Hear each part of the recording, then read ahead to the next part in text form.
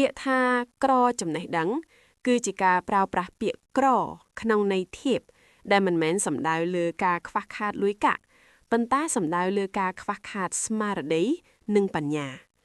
ខាងក្រៅនេះគឺជាអត្ថន័យសំខាន់នៃពាក្យនេះ 1. ការខ្វះអប់រំនិងជំនាញ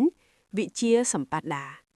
សំដៅលើបុគ្គលដែលមិនបានក្រេបជញ្ជុកវិជ្ជាសូត្រឬមិនមានជំនាញច្បាស់លាស់សម្រាប់ប្រកបរបរចិញ្ចឹមជីវិតមិនមានមូលដ្ឋានគ្រឹះក្នុងការយល់ដឹងពីបច្ចេកវិទ្យាភាសានិងចំណេះដឹងទូទៅដែលសង្គមសម័យទំនើបកំពុងត្រូវការ 2. ការមិនចេះពិចារណាបញ្ញាសម្បត្តិមិនចេះវិភាគងាយនឹងជឿតាមគេ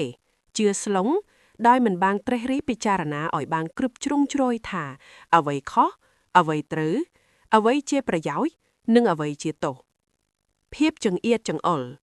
បុគ្គលដែលក្រចំណេះដឹងជារឿយៗមានគំនិតចង្អៀតចង្អុលមិនបើកចិត្តទទួលយកអ្វីដែលថ្មីឬមិនព្រមរៀនសូត្រពីអ្នកដទៃ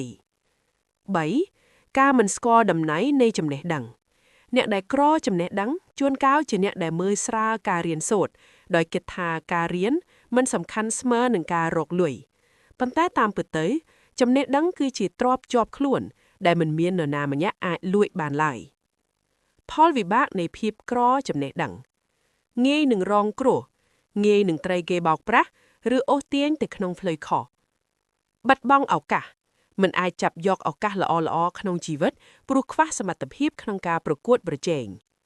ភាពក្រីក្រផ្នែកសេដ្ឋកិច្ចនៅពេលដែលក្រចំណេះដឹងវាក៏ជាឫសគល់ដែលនាំឲ្យកើតភាពក្រីក្រផ្នែកលុយកាក់ផងដែរសុភាសិតខ្មែរលើកឡើងថាចេះដឹងធ្វើជាទ្រព្យគង់តែជាប់នៅនឹងខ្លួន